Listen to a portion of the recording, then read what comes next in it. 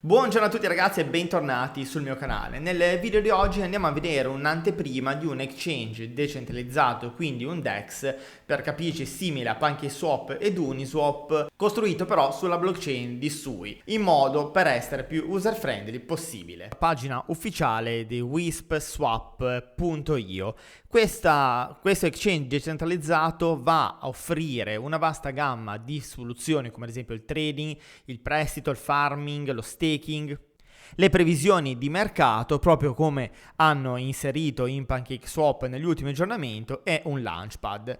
Quindi non solo un DEX, ma una vasta gamma di prodotti dedicati alla DeFi, ma costruito su Sui. Come ho detto in apertura, è una piattaforma molto user friendly, quindi anche l'utilizzo della modalità trade offre soluzioni facili, operazioni molto rapide e convenienti, perché come ricordo siamo sulla blockchain di Sui, una blockchain innovativa. Abbiamo le sezioni di pool e farm, dove gli utenti possono partecipare ai pool di liquidità, al farming, per guadagnare le commissioni di trading e incentivi aggiuntivi che ci sono e che rilasceranno. Essendo una piattaforma di nuovo conio, sicuramente daranno degli incentivi molto remunerativi per attirare liquidità e far funzionare il protocollo. Ovviamente incentivi che sono variabili e caleranno man mano nel tempo. Ha un token utility, un token governance che è il token WISP, e permette di effettuare uno staking flessibili, per l'appunto mettendo in gioco i propri WISP, andando a guadagnare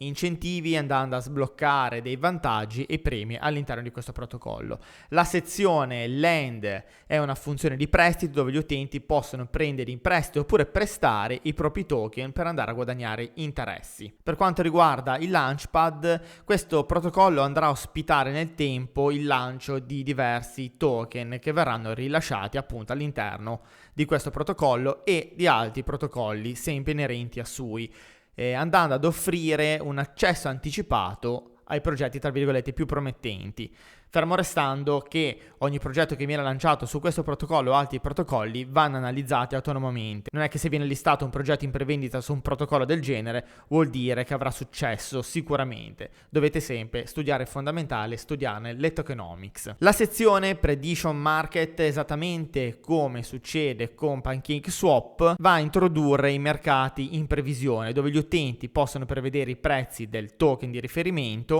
quindi se il mercato è rialzista oppure ribassista in un determinato lasso di tempo, e andare a guadagnare dei piccole porzioni di token. WispSwap va a presentare una soluzione leggermente diversa dai soliti market maker. Abbiamo una Assetmetry che concentra del liquidity market maker, una CLMM che va ad aggiungere parametri in tempo reale e dinamici. È un meccanismo all'avanguardia che va a fornire una protezione contro le perdite temporanee e migliora significativamente l'efficienza del capitale per i fornitori di liquidità. Per quanto riguarda la tokenomics, WISP avrà una fornitura totale di 100 milioni di token con la suddivisione che trovate in sovraimpressione. Vi ricordo che queste tipologie di token non hanno utilità al di fuori dell'ecosistema su cui è nato e su cui si appoggia, quindi dal lato investimento prendete atto di questa cosa e siatene consci. Personalmente a livello di HODL, a livello di investimento, comprare e detenere un token di un protocollo del genere per me non ha senso,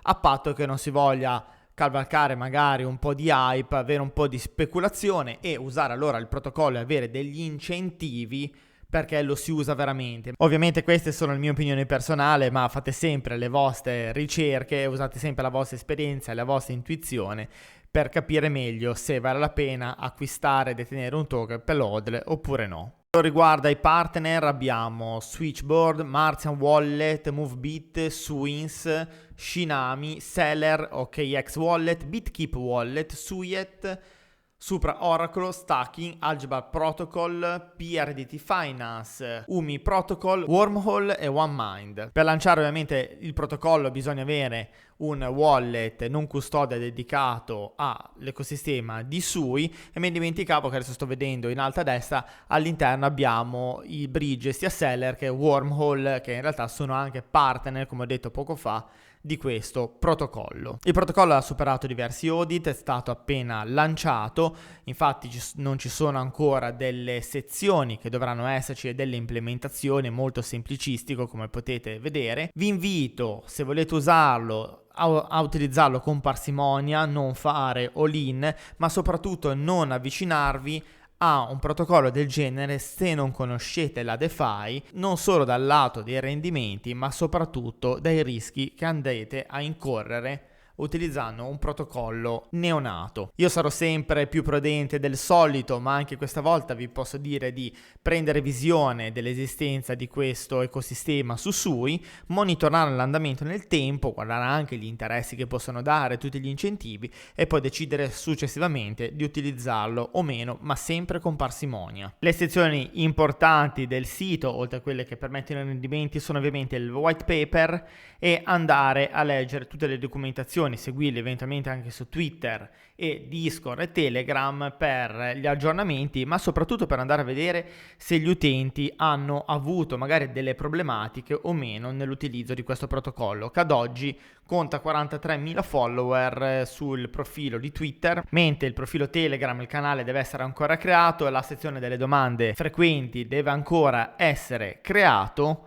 E non mi dispiacerebbe vedere anche il team di sviluppo, che dovrebbero essere circa 6 membri, ma al momento manca anche questa sezione.